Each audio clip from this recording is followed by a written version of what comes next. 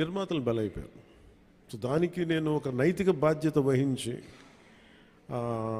Late అయిపోయిన సినిమాని promote చేయాల్సిన బాధ్యత నా మీద ఉంది. అంతేగాని ఎందుకంటే నాకు రెమ్యునేషన్ కూడా దీనికేమి అదే రేపు పొద్దున హిట్ అయితే నాకు తెలియదు. కానీ సో అలాంటి పరిస్థితుల్లో రిలీజ్ చేశాను. ఎందుకంటే ముందు సినిమా ఆడాలి, సినిమా రిలీజ్ అవ్వాలి, నిర్మాత బయటపడాలి అన్న సదుద్దేశం. అది కూడా ఏంటంటే నేను పాలిటిక్స్లో ఉండటం, గత ప్రభుత్వం చేసిన మ్యాన్మేడ్ డిజాస్టర్స్ వీటన్నిటి వల్ల నలిగిపోయిన దానికి బలైపోయి నేను పాలిటిక్స్లో ఉన్నాను కాబట్టి బలైపోయారు కదా, ఇబ్బందులు పడ్డారు నిర్మాతలు. అందుకని వాళ్ళందరి తరపున నేను ఈ కనీసం ఈ ప్రమోషన్ చేయడం అనేది చాలా ఎసెన్షియల్ డ్యూటీ అనిపించింది నాకు. అంతమించి మామూలుగా అంత అవసరం ఉండేది కాదేమో. సార్ ఆ సినిమా తీసేటప్పుడు కొంత ఇబ్బందులు కూడా పడ్డట్టున్నారు మీరు. ఏంటి సార్? ఆ సినిమా తీసేటప్పుడు కొంత ఇబ్బందులు కూడా పడ్డట్టున్నారు, సమ్మర్లో కానీ నైట్ టైంలో షూటింగ్ చేయటం కానీ.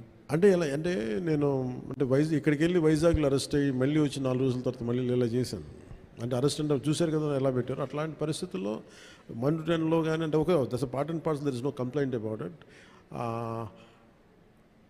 నాకేమనిపించిందంటే ఈ ఇబ్బందులు పడటం ఒకటిను, పార్టీని నడుపుతా ఏమాత్రం హోప్లెస్ పొలిటికల్ సిచ్యువేషన్లో ఉండి సినిమాలు చేస్తా 10 రూపాయలకి 15 రూపాయలకి టికెట్లు ఏదైనా రిలీజ్ అయితే ఇబ్బందులు పెడతా, నాకు వీటన్నిటికీ దాటి అధిగమించి ఇక్కడ దాకా రావడం చాలా పెద్ద విజయం అనిపించింది. సో టఫ్ సిచ్యువేషన్ ఇక్కడ దాకా వచ్చి I'm grateful for the producers.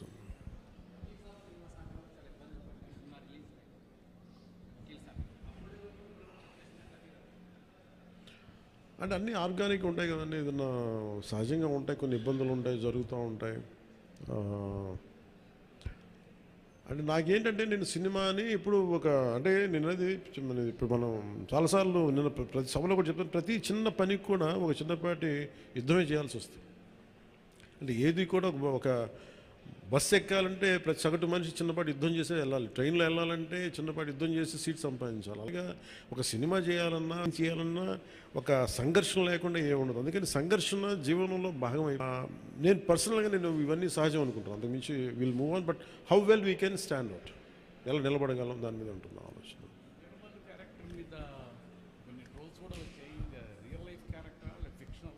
ఇది ఫిక్షన్ క్యారెక్టర్స్, అసలు వాళ్ళు ఎవరో మాట్లాడారు, నా దృష్టికి తీసుకొచ్చారు కానీ అసలు సంబంధం లేదు. అది సర్వాయి పాపన్న గౌడ్ అని చెప్పి అసలు సంబంధం లేదు, దానికి దీనికి అస్సలు సంబంధం. ఇది వన్ ఈజ్ ఒక హై కాన్సెప్ట్. ఒకవేళ కోహినూర్ డైమండ్ని తీసుకొస్తే ఉంటుంది, దాన్ని కొర్లు మన ఈ మచిలీపట్నం పరిసర ప్రాంతాల్లో పెరిగే ఇలాంటి వాతావరణంలో పెరిగిన ఒకడికి ఈ బాధ్యత తప్పు చెప్తే నిజాం నవాబు ఎలా ఉంటుంది.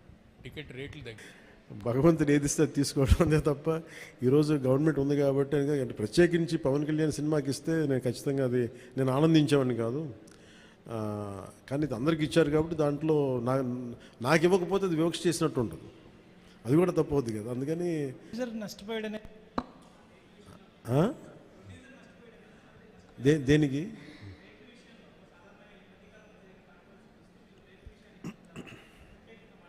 మళ్ళీ వినిపించట్లా? రేట్ల విషయంలో సినిమా టికెట్స్ రేట్ల విషయంలో ఖచ్చితంగా నేను నష్టపోయాను, నిర్మాతలు నష్టపోయారు. ఒక 5 రూపాయలు రావాల్సిన చోట రూపాయి వస్తే దట్స్ ఓకే అనుకున్నాం. భగవంతుడు ఈరోజు మనకి ఇచ్చిన రూపాయితో తృప్తి పడదాం, ఖచ్చితంగా నష్టపోయాం, బట్ దట్స్ ఓకే. ఎందుకంటే వాళ్ళు వచ్చిన సంస్కృతి ఎలాంటిది, ప్రత్యర్థి కోపం ఉంటే చీని చెట్లు నరిగేయటం, బత్తాయి చెట్లు నరిగేయటం ఆలోచన విధానం. అలాంటి వాళ్ళకి ఆర్థిక మూలాల మీద కొట్టడం సహజం. కాబట్టి అది మనం యుద్ధంలో దిగాం కాబట్టి, మనం పాలిటిక్స్లో ఉన్నాం కాబట్టి part and parcel, that's we will take it forward. దాన్ని వెనకడిగే తీసలేదు, దాన్ని part and parcel we have to accept it.